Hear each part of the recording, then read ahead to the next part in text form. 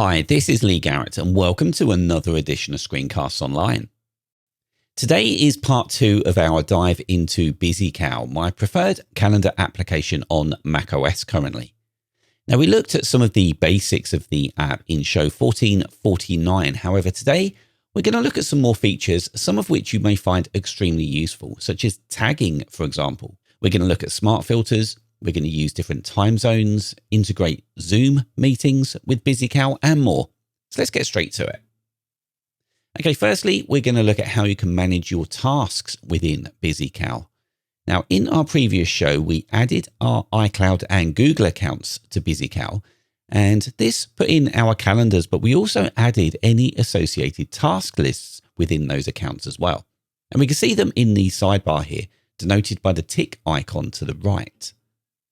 Now, in the right-hand sidebar, we've been using this to date as an information panel. However, you can see clearly here it's got some tasks in there, and you can change what is being shown by clicking up here. And you can see that we can switch between showing tasks, showing the info panel for calendar events, or both.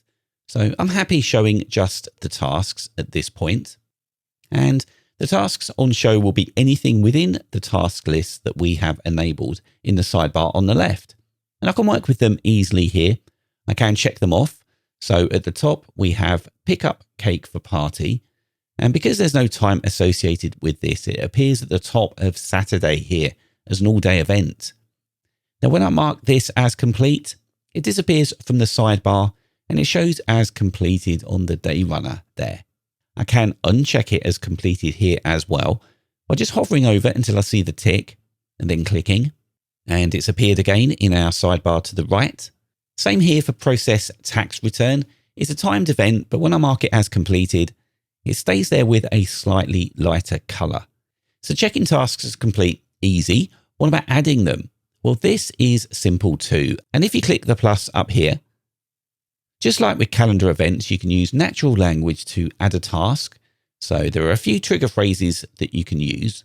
Firstly, a simple hyphen here, followed by the task name, means you can see below via the preview, it's going to add a task and not an event.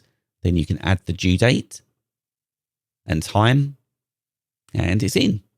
I can see it in the day runner and over here in the right-hand sidebar. Now, if I click again, you can also use the phrase to do and then type in the task name. You can say remind me to, then the name. And if I just put in Sunday morning, when I press return, you can see that it defaults to 8 a.m. there because in the previous video, I set that as the start of my workday. Now, with tasks being completed and added, we need to be able to view them effectively in this interface as well. And we do that over here. So this first drop down determines the sort order. So usually you're going to sort by due date, but there are other options here for you as well. So by priority is sometimes useful and have your high priority tasks at the top, as well as by tag, which allows you to group similar items together.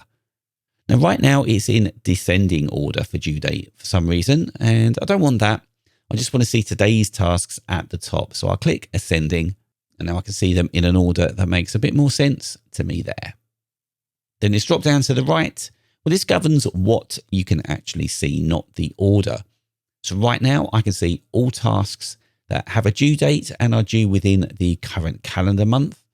But you can see I can be more granular with how far in the future I can go. So if I don't care about anything past tomorrow, I can just change it here and the view is filtered. Or I can show everything that is due, say, within the next 2 years if I wish.